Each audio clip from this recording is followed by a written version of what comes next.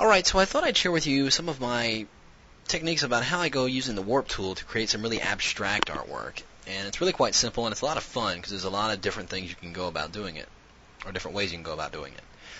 So what I have here is a background layer set with black as a fill. I'm going to create a new layer above that one. I'm going to get my rectangular marquee, and I'm simply going to draw a selection right there in the middle of the document, from top to bottom, and just a little bit too wide, just not too wide. Now, next thing I'm going to do is get my gradient tool, and I'm going to go over here to the gradient picker and select this copper gradient right here. And that's because I like the gradient tones in here, not necessarily the color, which I'm going to remove after the fact, but I'm just going to use that for the tones. So I'm going to hold down the Shift key and draw the selection inside that selected area.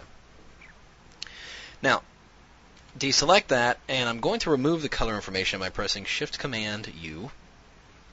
Then I'm going to change this layer's blending mode to screen, and we're not going to see an immediate effect because this is sitting on a background layer, but the dark areas, the black areas of this shape are now transparent, and it'll be noticeable when we distort it in a second. So, got that set. I'm going to go ahead and bring up my free transform, Command-T, then I'm going to hold down my Control key or right-click on it and bring up this menu and go to Warp. And here's where you can just kind of have a lot of fun experimenting. I'm just going to grab anywhere inside the shape and start pushing these around and see what kind of interesting things I might get as a result. And we'll push this over like that, maybe this over here. And you can do almost anything here and just get some really interesting abstract effects in here. So once you've got something you may like, press Enter. There it is, rendered it out. So you can see I'm getting some pretty interesting, shape here and some volume. So I'm going to actually duplicate that layer and offset it a little bit. You can see that's because it's in screen mode, we're able to see through it and have some transparency there. So I'm going to go under Edit and Transform, Flip Horizontal, which is right here at the bottom. And then you can see, just by playing around, I can start to get some interesting, really abstract effects here. And doing all kinds of really cool stuff. So let's do that. And if I wanted to, let's say I'm going to turn these two off. If I can create a new layer. And let's see, do another selection. But this time, let's do a gradient that is set. So this time let's do a gradient that is set to white. White is our foreground color. I'm going to go up here and just get a white to transparent gradient, draw from the left side, and boom, just like that. Deselect, bring up Control or Command T, bring up the free transform, and then bring up the menu to go warp.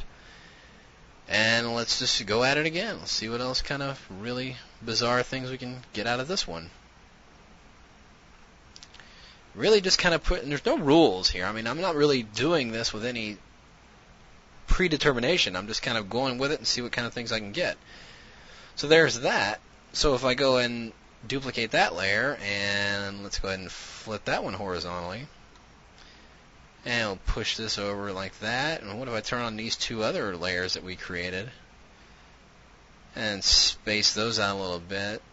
You can see I'm getting all these really cool ideas, and it's kind of a symmetrical design, so it kind of lends itself to some very interesting perspective. And now I can do this and create some really interesting abstract art. I can use elements of this as background pieces for other, designs I might be doing. Let's say I've got, let's go over here, turn that one on.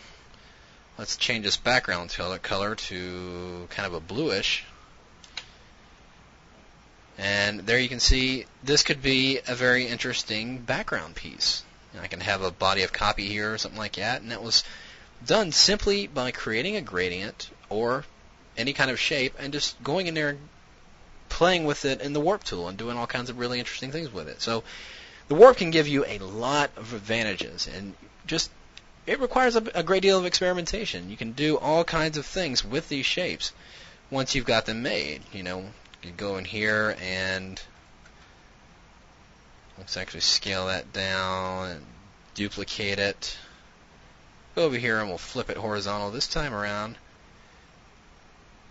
kind of bring them together there. If I hold down the Shift key and select both those layers, scale it in a little bit, you can see I get what could possibly be a good start of an interesting border or scroll technique. So if I merge those two together, pressing Command E, and we'll change that blending mode back again, duplicate that layer, and then flip vertical this time, I can go up there and I can start to see that I can get some really interesting border effects if I just kind of play with this a little bit more and really push it. So there's a good primer for you to get started and really create some really interesting abstract art using the warp tool. So go at it and have fun.